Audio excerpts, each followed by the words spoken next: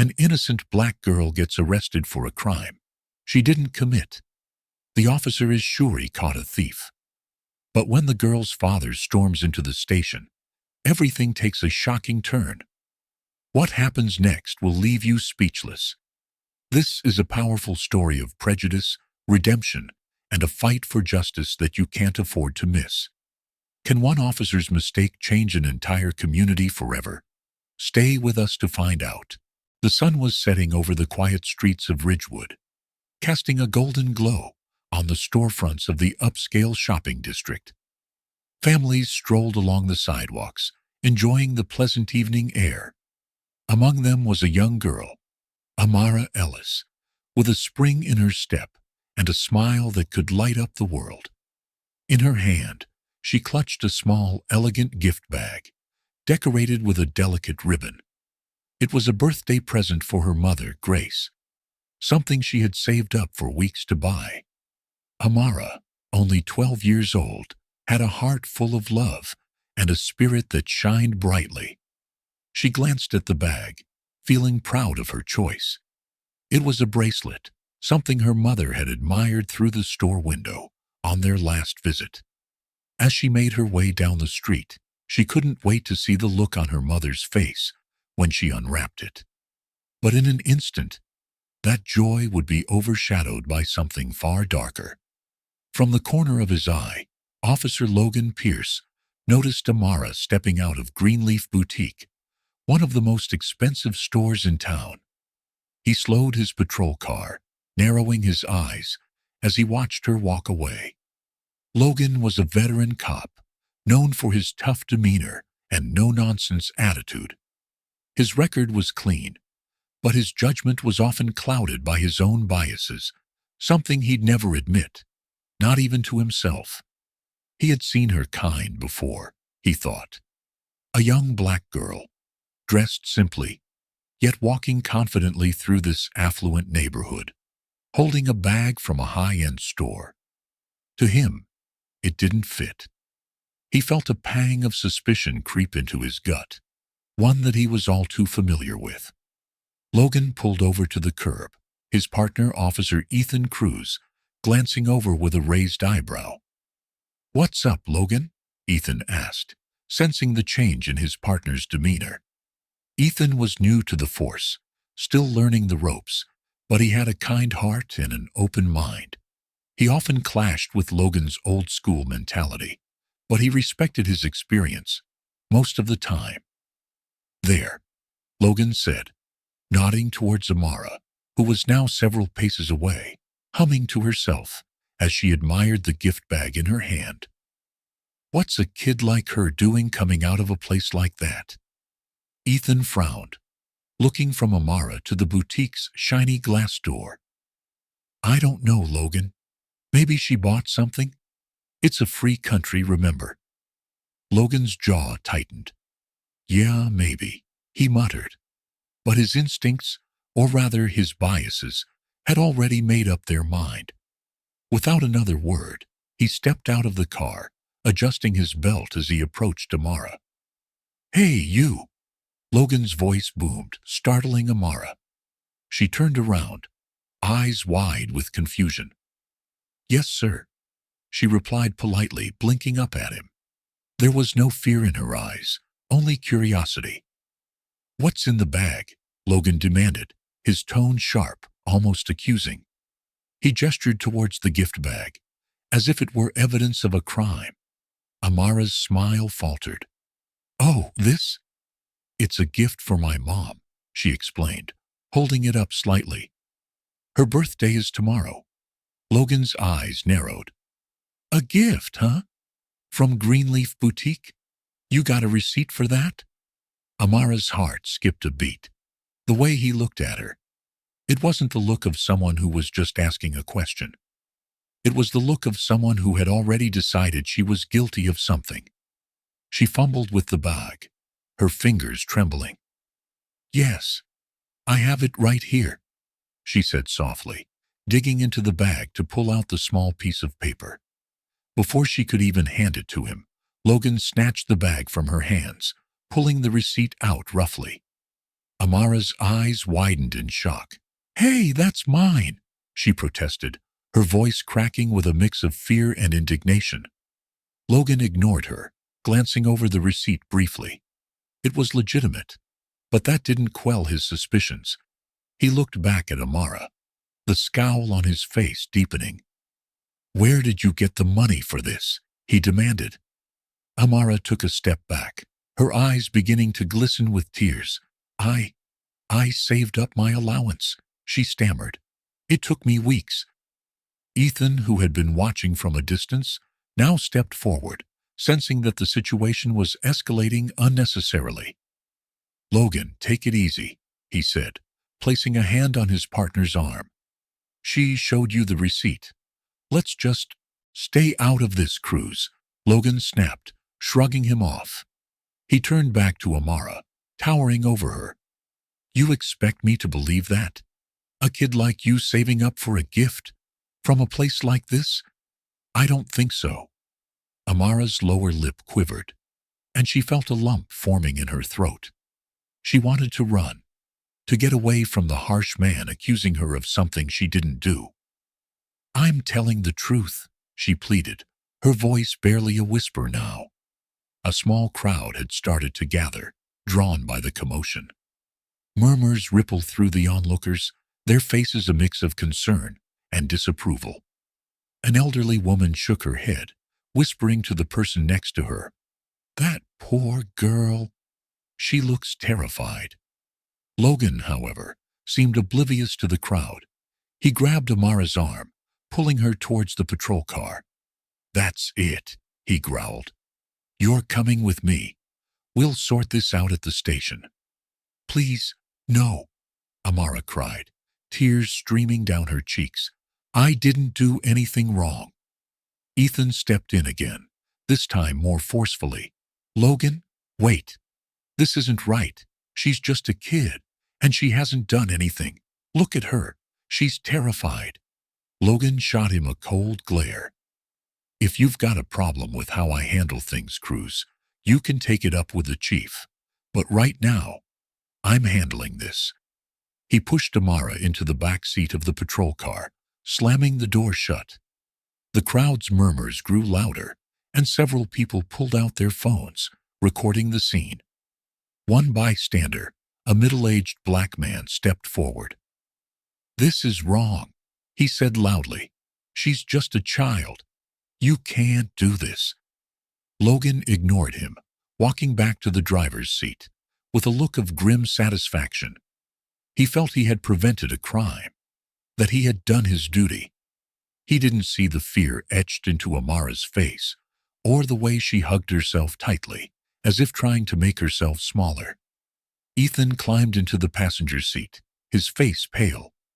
He glanced back at Amara, who was sobbing quietly, her tiny body shaking with each gasp. "Logan, this isn't right," he said again, his voice strained. "She didn't do anything. You're making a huge mistake." Logan didn't respond. He started the engine, the roar of the car drowning out the protests from the crowd. "We'll see about that," he muttered, pulling away from the curb. As they drove towards the station, the tension in the car was palpable. Ethan's hands were clenched into fists, his knuckles white. He kept looking back at Amara, his heart aching at the sight of her tear-streaked face. "Amara, I'm so sorry," he whispered. But she didn't respond. Her eyes were squeezed shut, her entire body curled up against the seat, as if trying to block out the world around her. Logan, however, felt a twisted sense of pride. He believed he had done the right thing, that he had caught a young thief in the act. He had no idea that his actions had just set off a chain of events that would change his life forever, and not in the way he expected. They arrived at the police station, the building looming large and intimidating under the streetlights. Logan opened the back door, pulling Amara out roughly. "Let's go," he barked. Amara stumbled, nearly falling to her knees. Her sobs had quieted, replaced by a hollow, distant look in her eyes. the kind of look that no child should ever have to wear. And as Logan led her into the station, with Ethan following closely behind, a storm was brewing, a storm that neither of them could see coming. Inside the cold, sterile walls of the Ridgewood police station, the fluorescent lights buzzed softly. Amara Ellis sat hunched over on a hard plastic chair in the corner, her small hands clasped together tightly, as if they could protect her from what was happening. Her tears had dried, but her eyes were glazed over with fear and confusion. The room felt suffocating, and every passing minute seemed to stretch into an eternity. Officer Ethan Cruz paced back and forth, glancing at Amara every few seconds. His conscience was screaming at him. He knew this wasn't right. He had seen the receipt. He had seen the fear in the little girl's eyes. But more than anything, he had seen Logan Pierce's stubborn, unyielding determination to prove he was right. Ethan felt a surge of anger at his partner, but also at himself for not standing up to him more forcefully. "Logan, we need to talk," Ethan finally said, his voice tense. He approached Pierce, who was casually leaning against the desk, scribbling something in his notebook, as if nothing unusual had happened. Logan didn't even look up. "What's there to talk about? We caught a shoplifter. Case closed." Ethan's jaw clenched. "She's just a kid, Logan. And you saw the receipt. This whole thing feels wrong." Logan's eyes flicked up to meet Ethan's, his expression hard and unyielding. "Look, Cruz, I've been doing this job for a long time. I know what I saw. Kids like her, they know how to game the system. Trust me, she's not as innocent as she looks." Ethan's heart sank. "Kids like her?" he repeated, his voice laced with disbelief. "What does that even mean, Logan? You can't just—" Before he could finish, the door to the station swung open with a loud bang, making both officers turn their heads. Standing in the doorway was Isaiah Ellis, his usually calm and composed face contorted with fury. He was a tall man, his presence commanding the room even in his civilian clothes. He didn't need his judge's robe to convey authority. His piercing eyes scanned the room until they landed on his daughter, sitting alone and looking so small and broken. "Amara!" Isaiah's voice broke with emotion as he rushed over to her, pulling her into his arms. Amara collapsed against her father's chest, her body racked with silent sobs. "Daddy," she whispered, her voice tiny and filled with a pain no child should ever feel. Isaiah's heart shattered at the sound of her voice. He held her tightly, pressing a kiss to the top of her head as he fought to keep his own tears at bay. "It's okay, baby. I'm here now," he murmured soothingly, though he could feel the storm of rage boiling just beneath his calm exterior. Logan watched the scene unfold, his face paling slightly as he realized who had just walked into the station. He had heard the name Isaiah Ellis before. Everyone in the department knew it. Judge Ellis was a respected figure, known for his fair but firm rulings, a man who had built his career on integrity and justice. And now, standing before him, was that same man. But there was no mistaking the cold, simmering fury in his eyes. Logan swallowed hard, trying to regain his composure. "Judge Ellis," he began, forcing a polite smile. "There's been a bit of a misunderstanding." Isaiah held up a hand, silencing him immediately. "Misunderstanding?" he repeated, his voice dangerously low. He stepped forward, his gaze locked onto Logan's. "You call arresting my daughter an innocent child a misunderstanding?" Ethan stepped in, desperate to diffuse the escalating tension. "Sir, I tried to tell Logan." "Quiet, Cruz," Logan snapped, cutting him off. He turned back to Isaiah, forcing a confident smile he didn't feel. "With all due respect, sir, Your daughter was seen acting suspiciously outside the Greenleaf boutique. I had probable cause to suspect. Probable cause? Isaiah's voice rose, echoing off the walls of the station. He gestured towards Amara, who was still clinging to him, her small frame trembling. Does this look like probable cause to you? My daughter had a receipt. She didn't steal anything. The other officers in the station had begun to gather, whispering among themselves as they watched the confrontation unfold. It wasn't every day that a judge stormed into the precinct, especially not like this. Isaiah's eyes burned with a mixture of fury and pain as he stared at Logan. You saw what you wanted to see, Officer Pierce, he said, his voice cold and accusatory. You saw a young black girl in an expensive part of town, and you made your decision right then and there. Logan's face reddened, a mix of anger and shame bubbling up inside him. I was just doing my job, he muttered defensively, but his voice lacked the conviction it usually held. Ethan couldn't stay silent any longer. No, Logan, you weren't, he said quietly but firmly. He turned to face Isaiah, meeting the judge's eyes.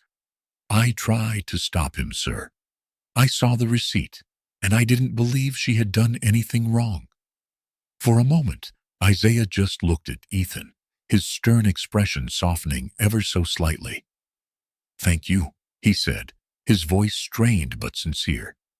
He turned back to Logan, his expression hardening once more. You owe my daughter an apology, Officer Pierce, and you will release her immediately. Logan hesitated, glancing around the room at his fellow officers. He could feel the eyes on him, the judgment in their gazes. His pride was screaming at him to stand his ground, but for the first time, he felt it wavering. Chief Helen Foster, alerted by the commotion, stepped out of her office. She was a tall woman with a no-nonsense demeanor and a reputation for fairness. She quickly assessed the situation, her sharp eyes darting from Isaiah to Amara, then to Logan. What is going on here? Chief Foster demanded, her voice cutting through the tension like a knife. Isaiah turned to her, his face etched with the raw anguish of a father protecting his child. Your officer here, he spat, pointing a finger at Logan, has unlawfully detained my daughter based on nothing but his own biased assumptions. Chief Foster's face hardened, and she turned to Logan. Is this true, Pierce? Logan opened his mouth to protest, but the words seemed to stick in his throat. He looked at Ethan, who simply shook his head, disappointment written all over his face. Yes, ma'am, Ethan spoke up. It's true.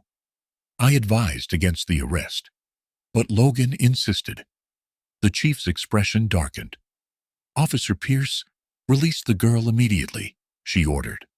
Logan's shoulders slumped, the fight draining out of him. He fumbled with the keys, his hands shaking slightly as he unlocked the handcuffs from Amara's tiny wrists. I'm sorry, he mumbled, but the apology felt hollow, even as he said it. Amara pulled away from him, stepping back into her father's protective embrace. Isaiah held her tightly, his eyes never leaving Logan's. You'll be hearing from my lawyer, he said flatly. Chief Foster stepped forward, placing a hand on Isaiah's arm. Judge Ellis, I assure you, there will be a full investigation into this incident, she said, her voice firm but respectful. And Officer Pierce will be held accountable for his actions. Isaiah gave a stiff nod, but the fury in his eyes didn't waver. He bent down, lifting Amara into his arms, as if she were a little girl again. She buried her face in his shoulder, her small body shaking with silent sobs. As he carried her out of the station, the entire room seemed to hold its breath. The silence was deafening, filled with the unspoken realization that something monumental had just happened, something that could not be undone. Ethan watched them go, his heart heavy with regret.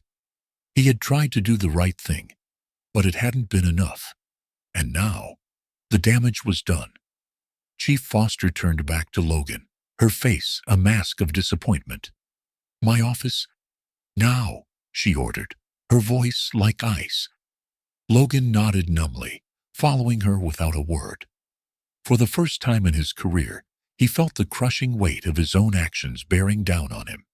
And deep down, he knew that this was only the beginning of the consequences he would have to face. Outside, Isaiah placed Amara gently into the back seat of his car. He knelt down beside her, brushing a stray tear from her cheek. "It's over now, baby," he whispered.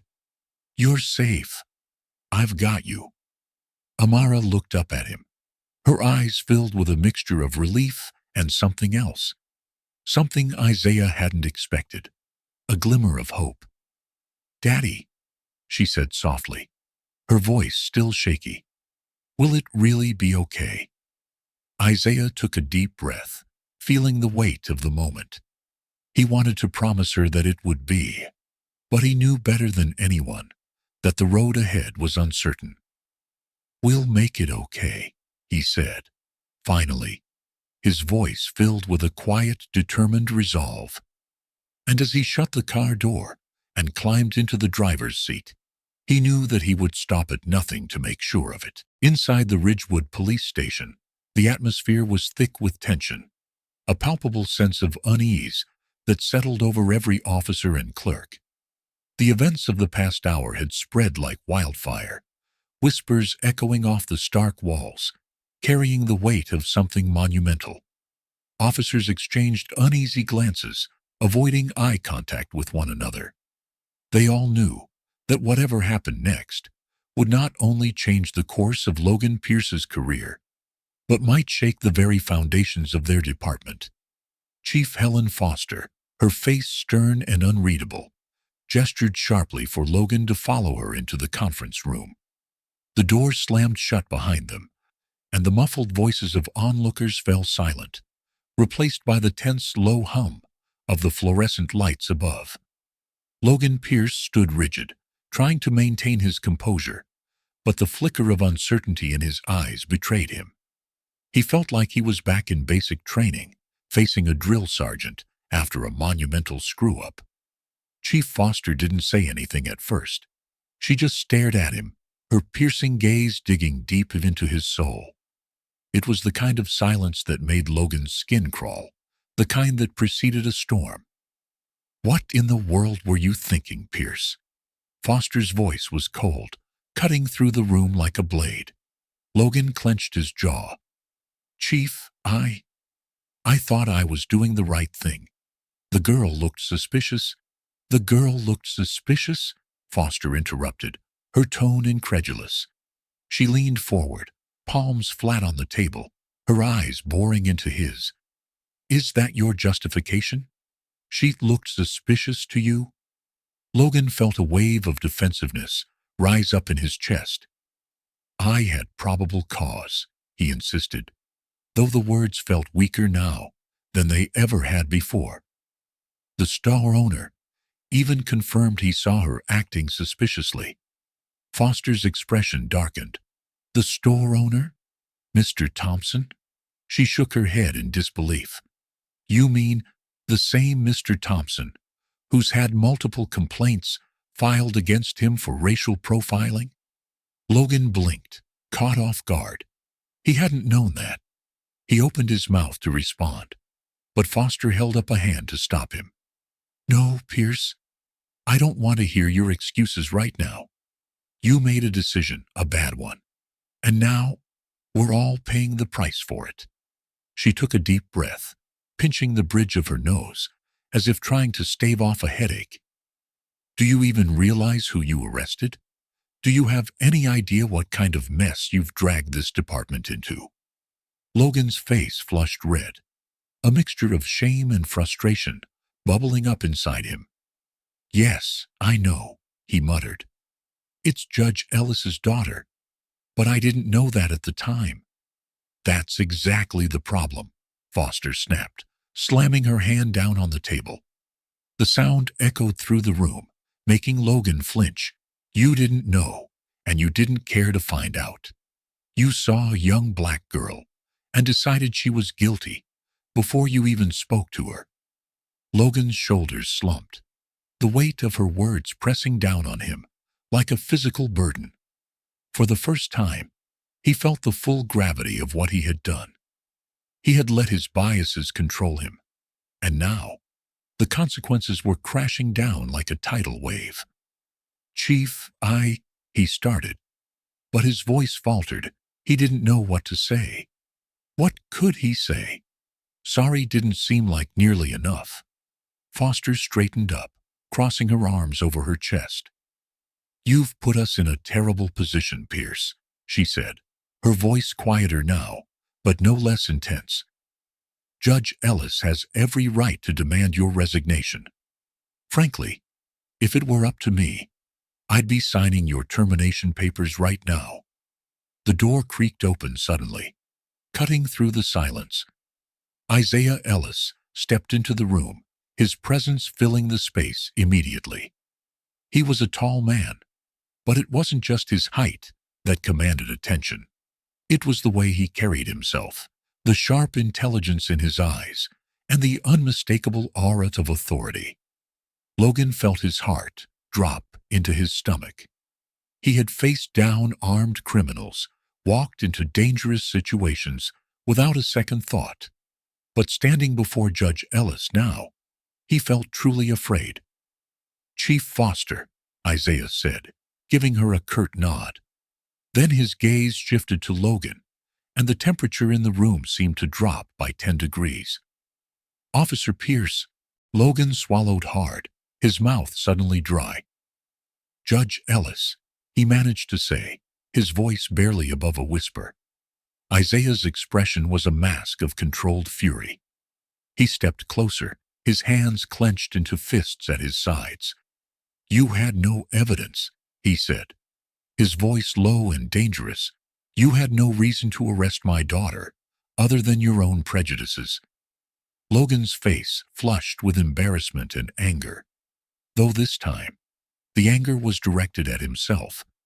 He had no defense, no way to justify what he had done. He knew it, and so did everyone else in the room. Chief Foster cleared her throat, stepping forward. "Judge Ellis, please know that we're taking this incident very seriously. Officer Pierce's actions are under review, and we intend to conduct a full investigation." Isaiah's eyes flicked to Foster, softening only slightly. "A review?" he repeated, his voice tinged with disbelief. He let out a humorless laugh. "My daughter was handcuffed, humiliated, and treated like a criminal for no reason. Do you honestly believe a review is enough?" Foster hesitated, and in that moment of silence, Isaiah turned back to Logan. "I don't want your apology, Officer Pierce," he said coldly. "I want you to understand what you've done. Not just to Amara, but to every child who looks like her. Every time you make a decision based on a bias you won't even acknowledge, you're reinforcing a system that hurts innocent people."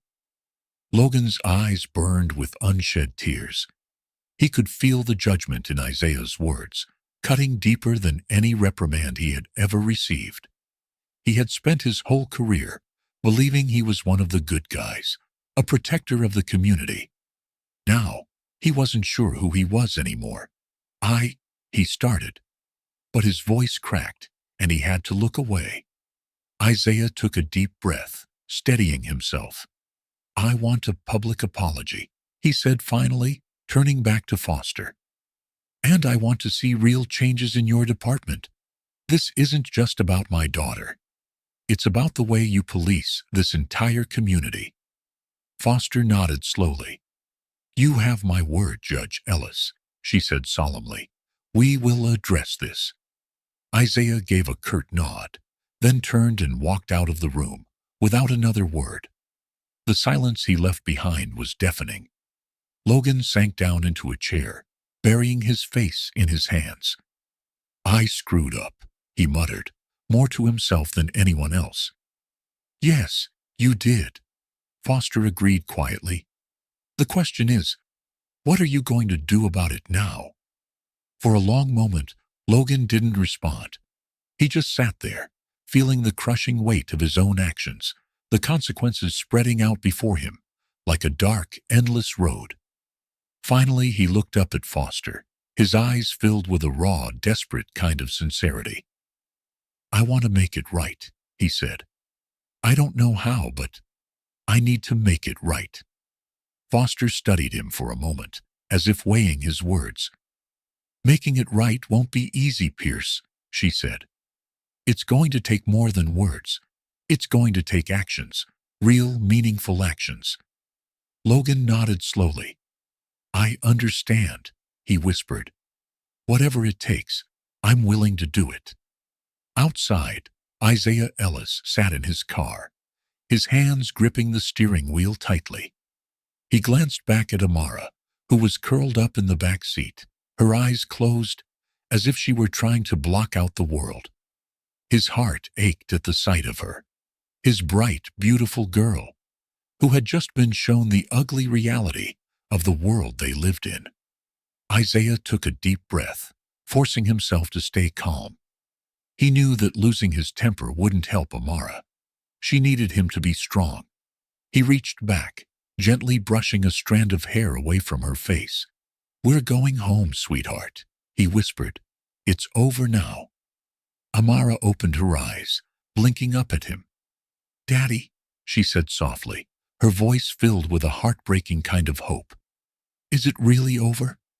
Isaiah swallowed hard. He wanted to say yes, but he couldn't bring himself to lie to her. "Not yet," he said, his voice thick with emotion. "But I promise you, it will be. I won't let this happen again." He started the car, pulling away from the station. As they drove through the darkened streets, he couldn't help but think of the road ahead, the battles he would have to fight, not just for Amara, but for every child like her who deserved to feel safe. And he knew one thing for certain. He wasn't going to back down. Not now, not ever. The next morning, the Ridgewood police station was anything but quiet. The usual buzz of ringing phones and clacking keyboards was drowned out by the sounds of raised voices and the constant clicking of cameras. The lobby was filled with reporters, community leaders, and concerned residents, all demanding answers. Outside, a small but growing group of protesters gathered, their signs and chants echoing through the air. "Justice for Amara. End racial profiling now. Hold the police accountable." Logan Pierce watched from the window of the break room, his face pale and drawn. He had barely slept. Every time he closed his eyes, he saw Amara's tear-streaked face, the look of fear and betrayal in her eyes. It haunted him. He knew he had made a terrible mistake, but it was only now, seeing the outpouring of anger and pain, that the full weight of his actions was beginning to sink in. Ethan Cruz walked up behind him, holding a steaming cup of coffee. He offered it to Logan, who took it with a shaky hand. "You okay?" Ethan asked quietly, though he already knew the answer. Logan let out a bitter laugh. "No," he muttered, staring down at the black liquid swirling in his cup. "I don't think I've ever been less okay." Ethan nodded, leaning against the counter. "It's a mess out there," he said softly. "The whole town's talking about what happened. And it's not just the usual crowd. It's everyone. I saw the mayor out there this morning." Logan looked up sharply. "The mayor?" "Yeah," Ethan confirmed, sighing. "And she didn't look happy. I think she's going to make a statement later today." Logan felt a wave of dread wash over him. "Great," he muttered. "Just what I need." Chief Helen Foster's voice cut through their conversation like a blade. "Pierce, Cruz, my office, now." The two officers exchanged a glance before heading down the hall. Logan's stomach twisted with anxiety. He had faced disciplinary meetings before, But this felt different. This felt final. When they entered the chief's office, they found not just Foster, but also Captain Grace Cooper, head of the department's Internal Affairs Division. She was a tall woman, with a steely gaze that could make even the toughest officers squirm. Today, her expression was especially grim. "Take a seat," Foster ordered, gesturing to the two chairs in front of her desk. Logan and Ethan sat down, the tension in the room so thick it was almost suffocating. Foster leaned back in her chair, folding her hands in her lap. "I don't need to tell you both how serious this is," she began, her voice clipped and controlled. "The video of Amara's arrest is all over the internet. It's gone viral. And the backlash has been significant." Logan swallowed hard. "I didn't mean for this to happen," he said quietly. "I thought I was doing my job." "Your job," Captain Cooper interjected, her voice sharp. "Your job is to protect and serve. What you did was harass and profile an innocent child. You acted on your own biases, and now this entire department is under fire because of it." Logan's hands clenched into fists in his lap. He wanted to argue, to defend himself, but deep down he knew she was right. He had let his assumptions take control, and now they were all paying the price. Foster sighed, rubbing her temples as if she were trying to stave off a headache. "We're launching a full internal investigation," she said. "And until it's complete, you're suspended without pay, Pierce." Logan felt like the air had been knocked out of him. He opened his mouth to protest, but Foster held up a hand, silencing him. "This isn't just about you," she continued, her tone softer now, but no less firm. "This is about the entire community.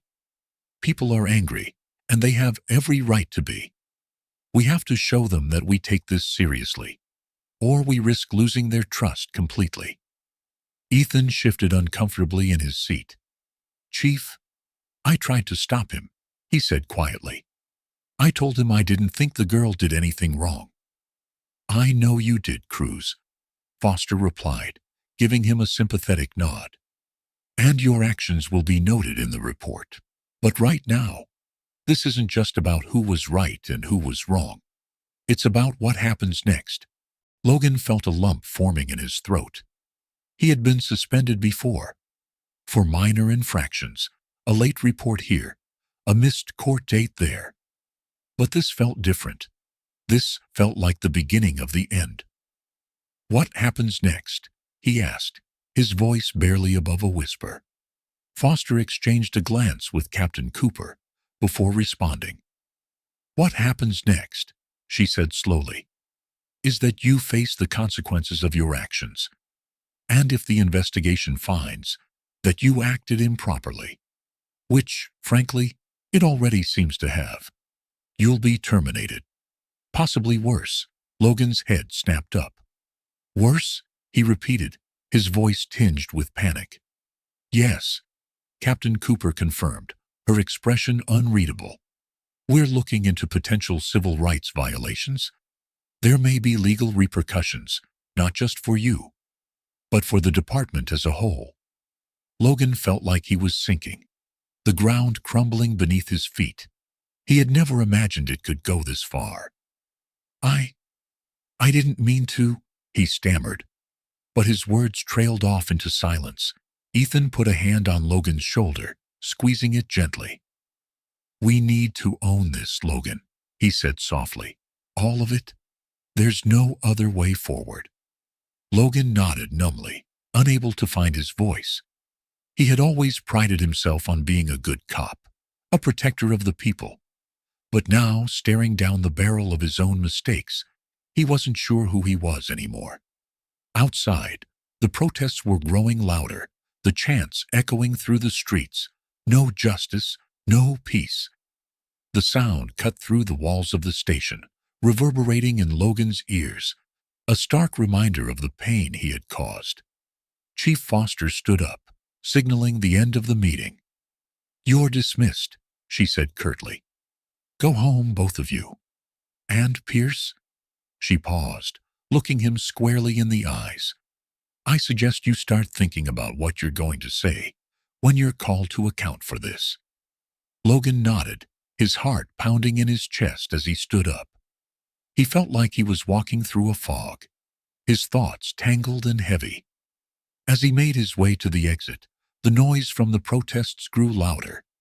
He could see the faces of the people outside through the glass doors, angry, pained, determined.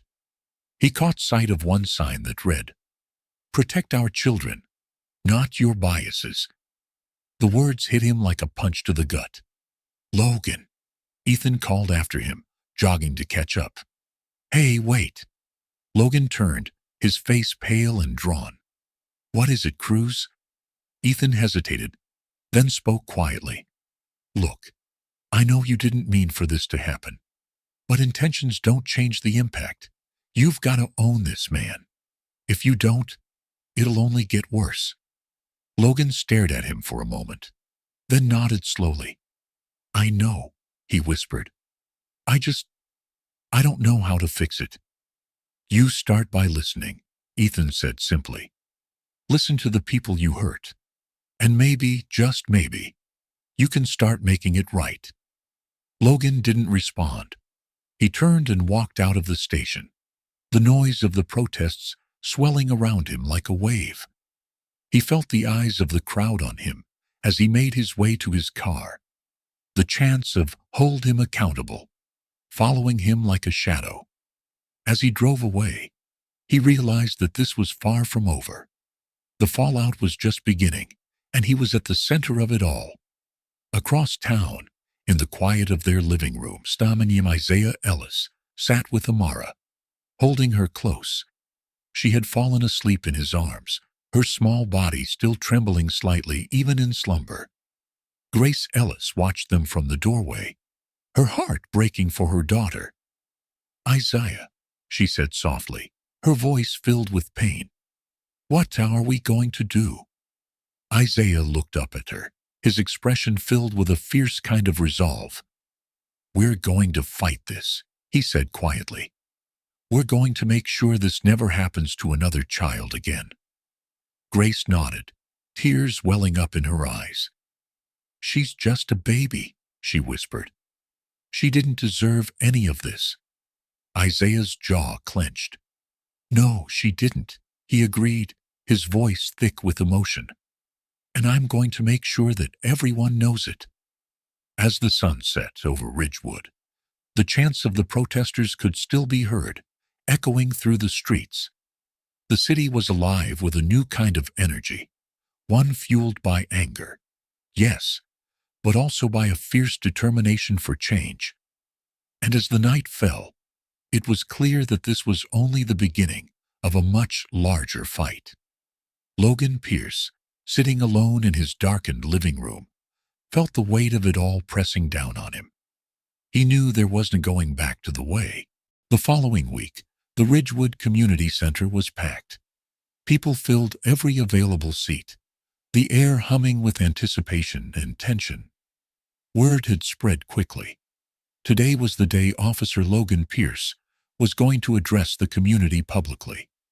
The crowd was a mixture of angry faces, skeptical eyes, and a few that held a glimmer of cautious hope. At the front of the room, Isaiah Ellis sat next to his wife Grace and their daughter Amara, who clung tightly to her mother's hand. Amara was dressed in her favorite blue dress, the one with tiny white flowers that she had worn for special occasions. Today, however, she didn't feel like celebrating. She glanced around the room nervously, her young face etched with the kind of worry no child should have to bear. Grace leaned down, whispering gently in her ear. "It's going to be okay, sweetheart," she said, squeezing Amara's hand reassuringly. Amara nodded, though her eyes remained fixed on the podium, at the front of the room where Logan Pierce would soon stand. In a small side room, Logan Pierce stood staring at his reflection in the mirror. He barely recognized the man looking back at him. His usually neat, confident appearance was gone, replaced by a haggard face and bloodshot eyes that spoke of countless sleepless nights. He could hear the murmurs of the crowd beyond the door, and each muffled voice felt like another stone being added to the weight on his chest. Ethan Cruz entered the room quietly, closing the door behind him. "You ready for this?" he asked softly, though he already knew the answer. Logan let out a shaky breath. "No," he admitted, "but I need to do it anyway."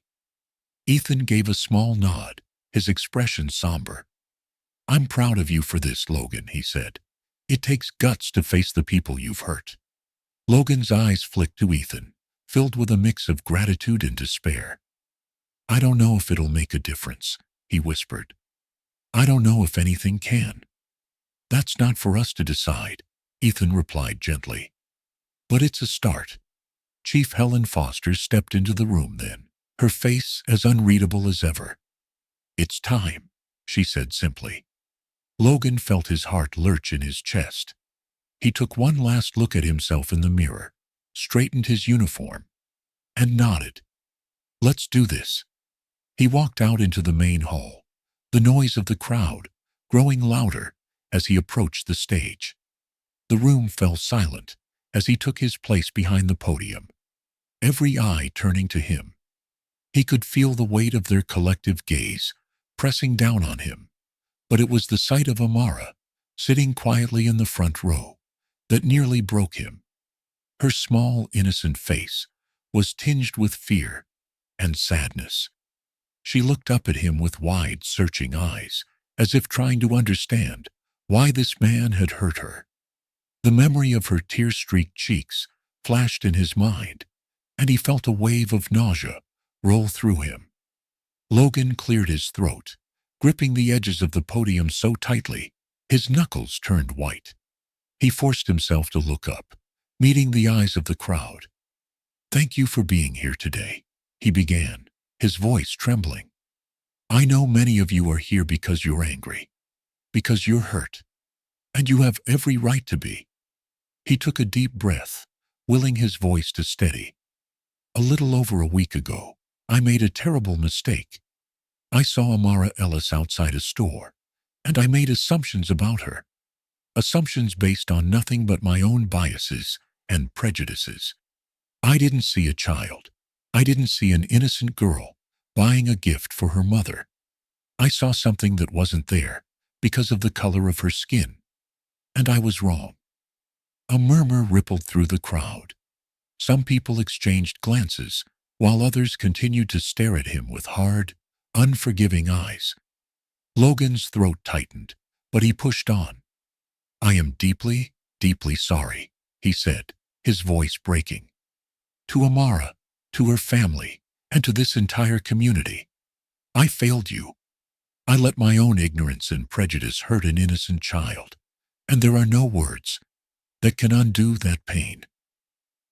Logan's gaze shifted to Isaiah Ellis, who sat stone-faced, his arms crossed over his chest. Next to him, Grace was softly stroking Amara's hair, her face a mask of controlled emotion. "I can't change what I did," Logan continued, his voice thick with emotion. "But I can promise you this: I will do everything in my power to learn from this, to grow from this, and to make sure it never happens again." There was a long, heavy silence. Then, slowly, Isaiah Ellis rose from his seat. He stepped forward, turning to face the crowd. "You've all heard Officer Pierce's apology," Isaiah said, his voice calm, but filled with an underlying current of tension. "And I want to believe that it's sincere. But words are not enough. An apology doesn't erase the trauma my daughter experienced. It doesn't change the fact that she was treated like a criminal for no reason." The crowd murmured in agreement, nodding and whispering among themselves. Logan felt his stomach drop. He knew Isaiah was right. Isaiah took a deep breath, turning to face Logan directly. "Officer Pierce," he said, his voice firm. "You say you want to change. You say you want to make this right. But how do we know that? How do we trust you after what you did?" Logan swallowed hard. He had rehearsed this moment in his mind 1,000 times, but now that it was here, he felt utterly lost. I don't expect you to trust me, he said quietly. Not yet. Maybe not ever. But I want to earn back your trust if that's even possible. I'm willing to do whatever it takes. I'll take the bias training. I'll do community service. I'll volunteer at the youth center. Whatever you want me to do, I'll do it. Isaiah stared at him for a long moment, his eyes searching Logan's face. Then, he turned back to the crowd. This isn't just about Officer Pierce, he said. This is about the system that allowed this to happen. It's about the biases and prejudices that exist in our police force, in our society, in all of us. He paused, letting his words sink in. We need real change, not just in this department, but in every department across this country. And it starts with accountability. It starts with us demanding better. The room erupted into applause, a wave of sound that washed over Logan, like a physical force. He stood there, feeling small and exposed, but also oddly relieved. This was what needed to happen. This was the beginning of something bigger than his own redemption. Isaiah stepped closer to Logan, lowering his voice so only he could hear. This isn't over, he said quietly. You've got a lot of work to do, Officer Pierce. But for Amara's sake, I hope you mean what you said. Logan nodded, his eyes filling with tears. I do, he whispered. I swear I do. Isaiah gave him a long, hard look, then nodded slowly. He turned back to his family, reaching out to take Amara's hand. She looked up at him, her eyes wide and questioning. Daddy, she whispered. Is it okay now? Isaiah knelt down, brushing a tear from her cheek. It's not okay yet, baby, he said gently. But it will be. I promise. As the crowd began to disperse, Logan watched Isaiah and Amara walk out together, their hands clasped tightly. It was a small, fragile moment of hope. But it was something. It was a start. And for the first time in a long time, Logan felt a flicker of something he thought he had lost forever. Hope. The weeks following Logan Pierce's public apology were a whirlwind of change. The Ridgewood Police Department became a focal point of national attention, a symbol of the deep-rooted issues within law enforcement, but also a potential beacon for progress. For the first time, the community, the police, and the local government were sitting together in the same room, having raw, uncomfortable conversations that had been avoided for far too long. It was a Tuesday afternoon when Logan found himself back at the Ridgewood Community Center, the place where everything had started to shift for him. The sun streamed through the large windows, casting a warm glow over the bustling room filled with children, volunteers, and community members. Logan felt a pang of anxiety as he stepped inside, the memory of his last encounter with Amara still fresh in his mind. He was no longer in uniform. Today he was just Logan. No badge, no authority to hide behind. He had decided early on that if he was going to rebuild trust, it had to be from the ground up. As a person, not just as a cop. Officer Logan, a small voice called out. He turned to see Malik, the boy he had spoken to during his community service, running towards him. Malik's face broke into a wide grin as he skidded to a stop in front of Logan, looking up at him with bright, curious eyes. Hey, Malik, Logan said, smiling down at him. How's it going, buddy? Malik shrugged, his smile fading slightly as he glanced around the room. It's okay, I guess. Are you here to help out again? Logan knelt down to Malik's eye level, his smile softening. Yeah, I am, but today, I'm not here as a police officer. I'm just Logan. I'm here to learn and to listen. Is that okay with you? Malik's eyes widened slightly, as if he wasn't used to adults speaking to him this way, with genuine respect. He nodded eagerly. Yeah, that's okay. Just then, Lisa, the volunteer coordinator, approached with a clipboard in hand. Her expression was warmer than the last time Logan had seen her. A small but hopeful smile, tugging at the corners of her lips. "Glad you could make it, Logan," she said. "We've got a lot of kids who could use some help with their projects today. Think you're up for it?" Logan straightened up, giving her a grateful nod. "Absolutely. Put me to work." He spent the next few hours sitting at a table covered in art supplies, helping a group of kids with their drawings. They were making posters for an upcoming event, a community picnic meant to celebrate the new partnership between the police and the residents of Ridgewood. The theme of the picnic was unity and understanding, and the children's artwork reflected that beautifully. As he helped one little girl color in the word unity with bright purple letters, he couldn't help but think about how simple it all seemed through their eyes. To them, the idea of everyone getting along and treating each other with kindness was just common sense. It was the adults who made everything complicated.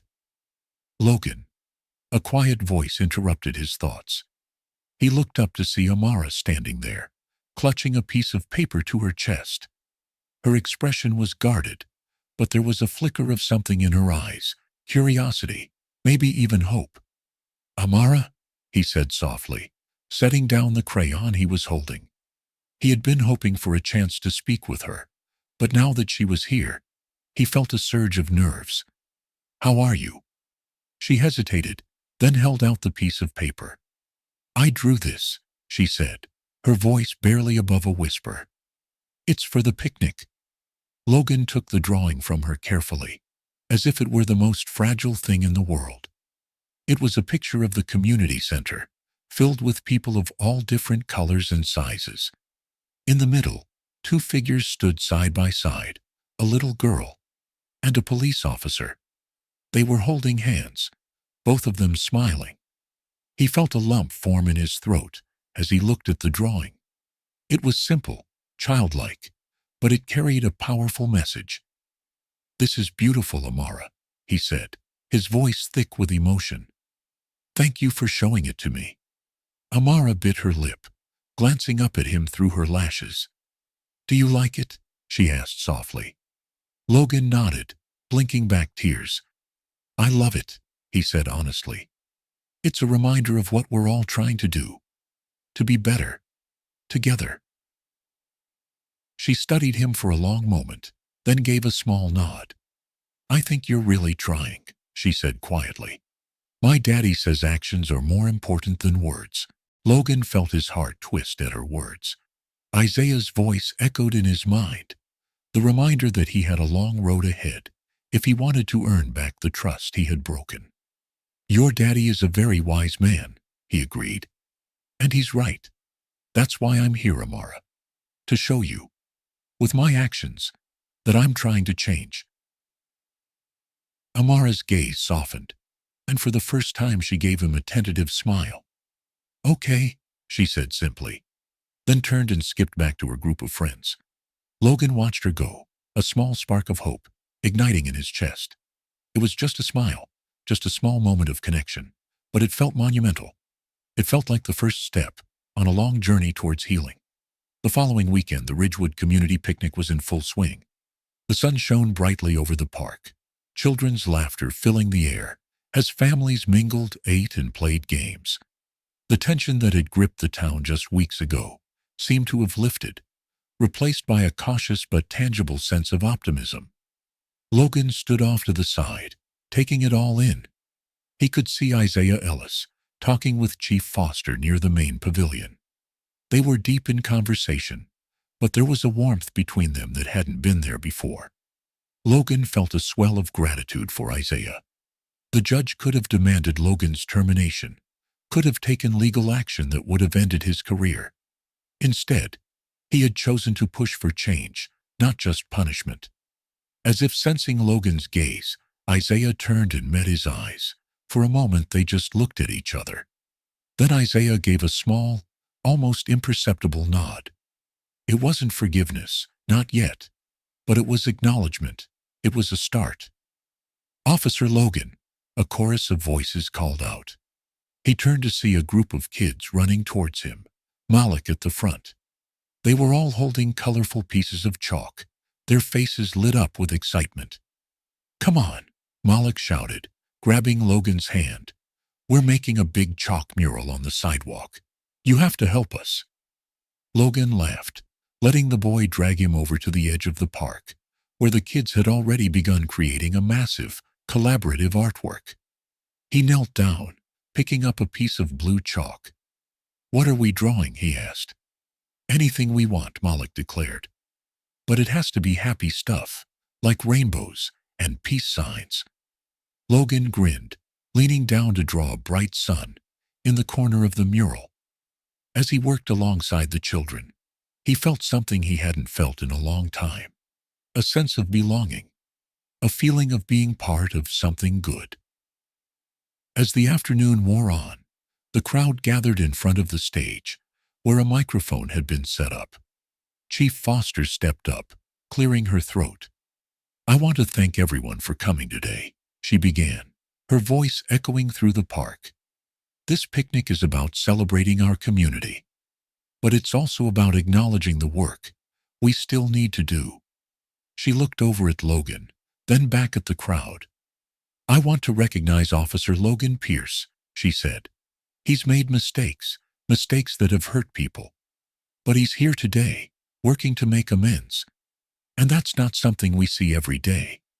There was a murmur of agreement, followed by a smattering of applause. Logan felt his face flush, with a mix of embarrassment and gratitude. Isaiah stepped up next, holding Amara's hand. He looked out at the crowd, his face solemn, but calm. We're all here because we want a better future for our children, he said, his voice steady. We can't change the past, but we can choose what we do with it. And today I choose to believe that we can move forward together. The applause that followed was louder this time, filled with a hopeful, determined energy. Logan felt a tear slip down his cheek, and he didn't bother to wipe it away. He looked over at Amara, who was smiling up at him from her father's side. And in that moment, he knew they were all taking the first steps on a long, difficult journey. But they were taking them together, and that was enough. Have you ever witnessed or experienced a situation where someone was judged unfairly based on their appearance? How did it make you feel?